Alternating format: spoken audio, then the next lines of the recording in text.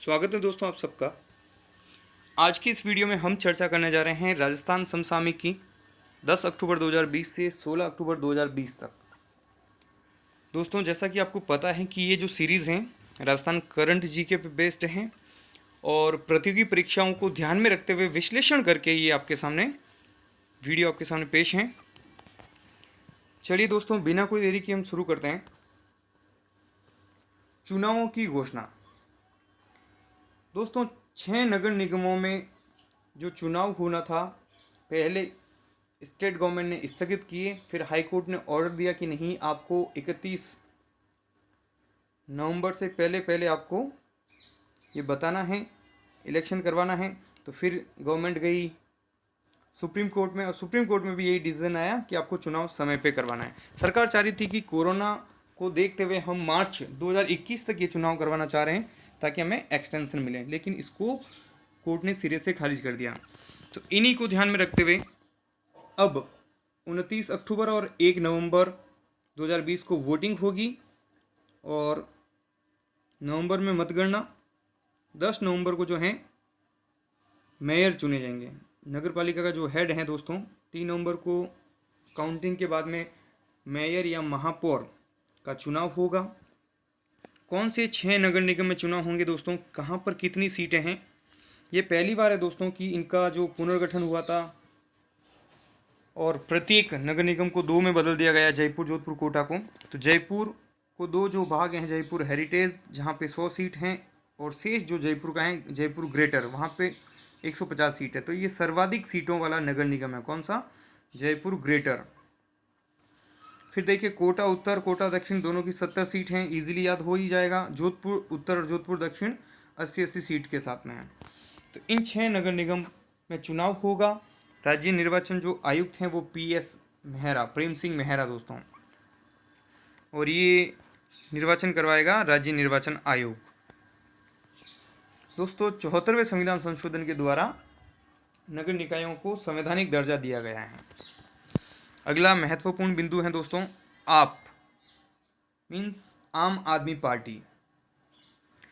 आम आदमी पार्टी की जो राजस्थान महिला विंग है उसका पुनर्गठन किया गया है और इसके जो प्रदेश अध्यक्ष हैं राजस्थान महिला विंग का आम आदमी पार्टी का, उसके नए अध्यक्ष नियुक्त की गई हैं कीर्ति पाठक। आम आदमी पार्टी की जो राजस्थान महिला विंग है उसके अध्यक्ष किसको नियुक्त किया गया है? कीर्ति पाठक को। आम आदमी पार्टी इसका चुनाव चिन्ह झाड़ू हैं। इसके राष्ट्रीय अध्यक्ष जो हैं श्री अरविंद केजरीवाल हैं जो दिल्ली के मुख्यमंत्री हैं। और आम आदमी पार्टी का जो गठन है दोस्तों वो 26 नवंबर 2012 को हुआ था। 26 नवंबर 2012 को। अगला है दोस्तों सरकारी कॉलेजों में चले जा रहे युवा विकास केंद्र का नाम अब होगा राजीव गांधी विद्यार्थी सेवा केंद्र। दोस्तों जैसे ही सरकारें बदलती हैं विभिन्न योजनाओं की या जो भी चीज़ें चल रही है उसका नामकरण का बदलाव भी दौर का जो है वो शुरू हो जाता है। तो इसी के तहत युवा विकास केंद्र नाम से जो कार्यक्रम चल रहे थे उनका नाम अब कर दिया गया है राजीव गांधी विद्यार्थी सेवा केंद्र। इसमें क्या होता है, इसमें विद्यार्थियों की समस्याओं का समाधान किया जाता है और करियर संबंधी परामर्श भी जो हैं विद्यार्थियों के समक्ष रखे जाते हैं। अगला बिंदु है दोस्तों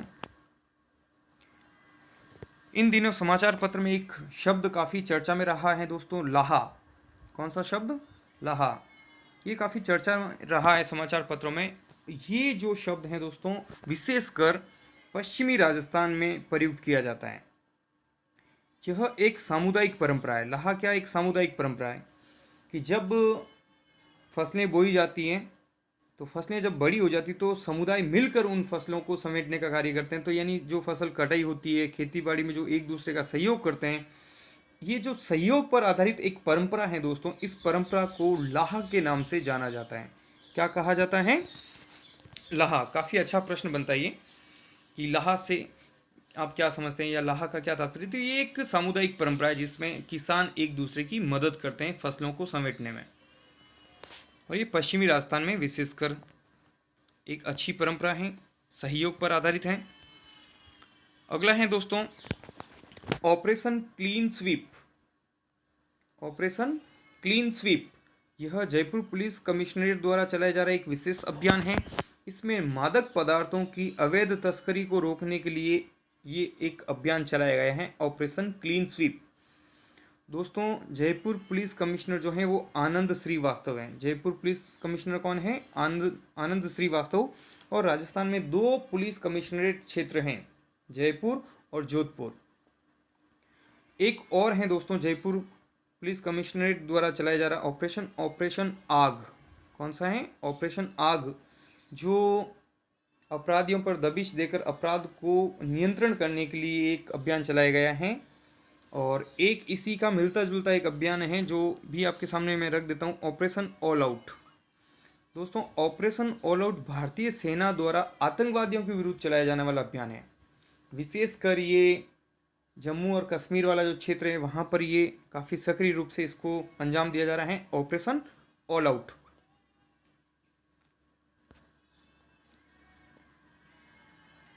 अगला बिंदु है दोस्तों डॉक्टर आलोक त्रिपाठी।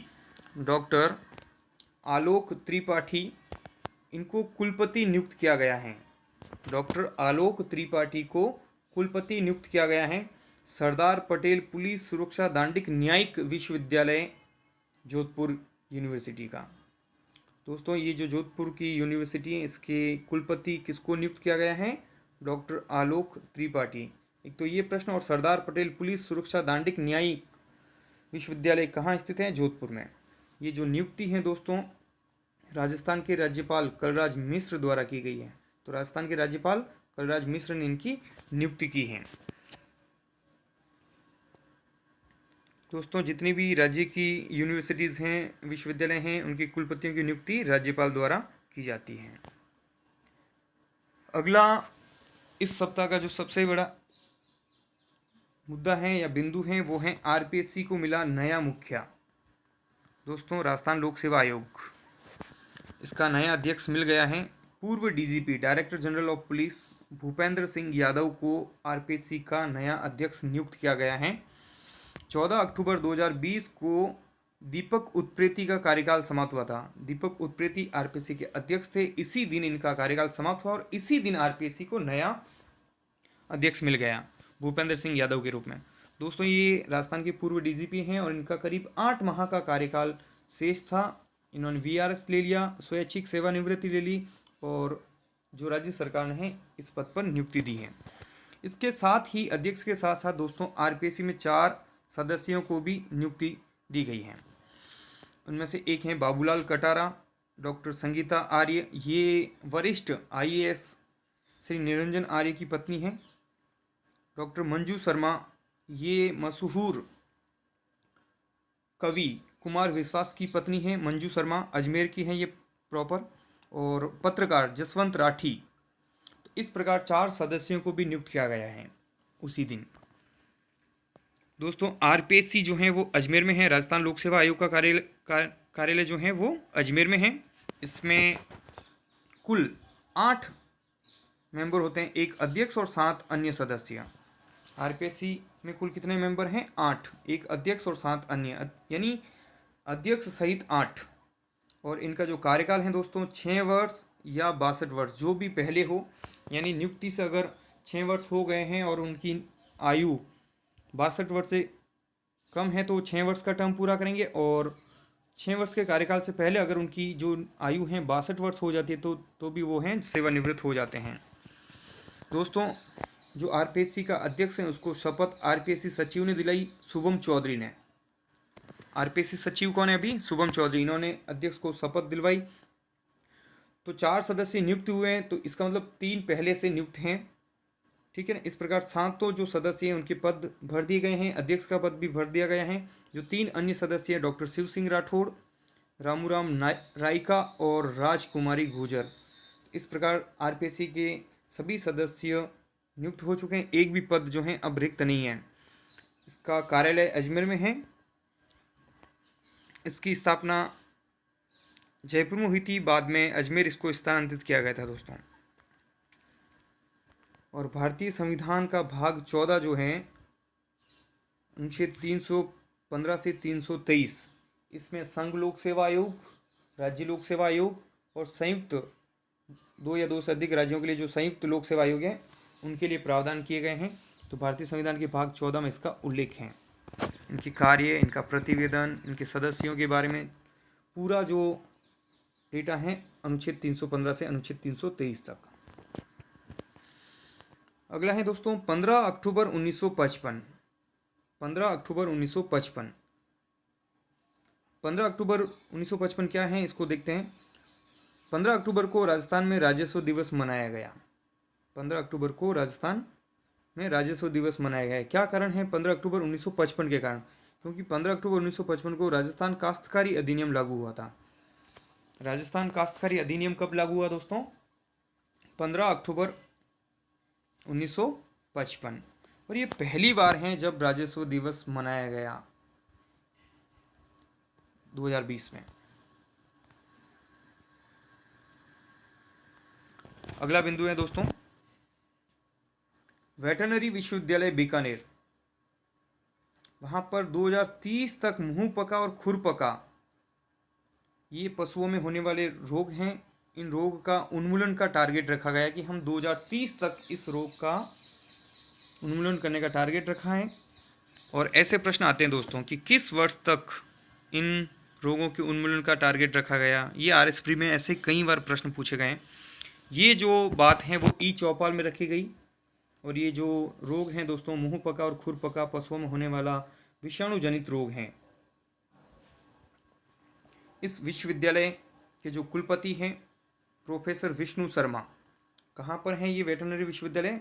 बीकानेर में। इसके कुलपति प्रोफेसर विष्णु शर्मा। पूरे राज्य में 12 अक्टूबर 2020 से टीकाकरण अभियान चलाया गया ताकि इन बीमारियों से निजात पाया जा सके। दोस्तों 12 अक्टूबर एक विशेष दिनांक है। 12 अक्टूबर 2005 को सूचना का अधिकार लागू हुआ था, ये भी ध्यान रखना है। 12 अक्टूबर 2005।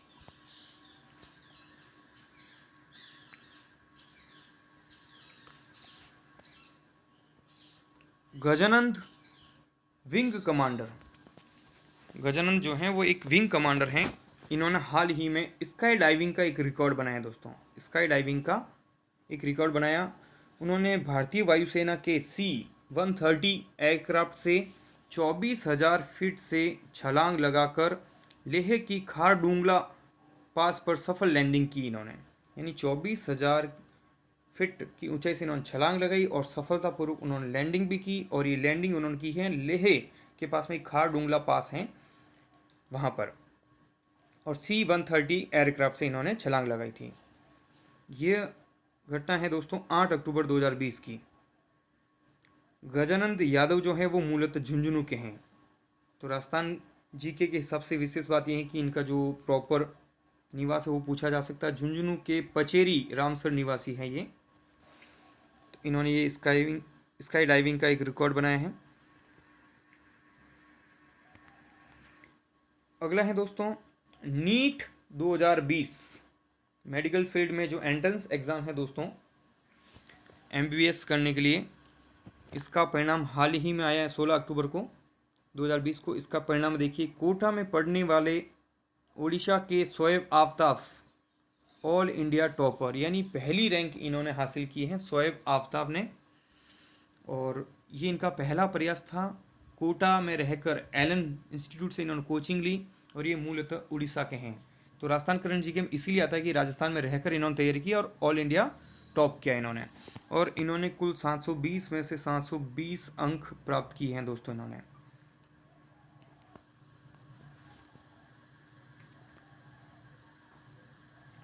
अगला है दोस्तों राजस्थान में पंचायती राज चुनाव। दोस्तों पंचायत राज चुनाव जनवरी 2020 में भी हुए और शेष जो रह गए थे जनवरी फरवरी के बाद में कोरोना काल की वजह से बाद में वो चुनाव स्थगित हुए थे। और अभी हाल ही में ये चुनाव करवाए गए हैं कुल 4 चरणों में राज्य निर्वाचन आयोग द्वारा। तो 4 चरणों में कुल 3,848 ग्राम पंचायतों का चुनाव परिणाम संपन्न हुआ। ये 4 जो चरण हैं दोस्तों 28 सितंबर, ये मतदान दिवस है 28 सितंबर 2020, 3 अक्टूबर 2020, 6 अक्टूबर 2020, 10 अक्टूबर 2020। और इसमें अगले दिन जो हैं वो उप सरपंच का चुनाव किया जाता है। सरपंच और वार्ड पंच के चुनाव प्रत्यक्ष रूप से वार्ड के और ग्राम पंचायत के मतदाता मिलकर चुनते हैं। और यहाँ पर देखिए दोस्तों, एक बूथ पर जो मतदाता हैं वो 1100 की जगह 900 रखे गए हैं, ताकि जो सोशल डिस्टेंसिंग की पालना आसानी से की जा सके, क्योंकि कोविड-19 की वजह से सरकार की गाइडलाइन थी कि चुनाव करवाएं, लेकिन सतर्कता और सावधानी बरतना भी ज़रूरी है। तो दोस्तों, आज की इस वीडियो में इतना ही। अगर ये वीडियो आपको पसंद आया है तो आप इसे लाइक और शेयर ज़रूर कीजिए। कमेंट सेक्शन में भी आप जाके बता सकते हो कि वीडियो आपको कैसा लगा। और चैनल को सब्सक्राइब नहीं किया है तो सब्सक्राइब कर लीजिएगा दोस्तों। बहुत बहुत धन्यवाद। जय हिंद, जय भारत।